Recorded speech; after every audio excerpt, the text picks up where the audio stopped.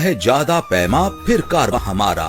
नया पाकिस्तान कौमी सेहत कार्ड सबके लिए अवाम दोस्त विजन के तहत वजीर आला पंजाब की जेरे निगरानी नया पाकिस्तान कौमी सेहत कार्ड के जरिए तिब्बी सहूलियात की मुफ्त फराहमी का सिलसिला जारी है। कौमी सेहत कार्ड के जरिए अब तक 17,50,000 से जायद मरीज मुस्तफीद हो चुके हैं, जिसके लिए 37 अरब रुपए से जायद अदायगी की जा चुकी है। अब आपका अपना कौमी शनाख्ती कार्ड ही कौमी सेहत कार्ड है।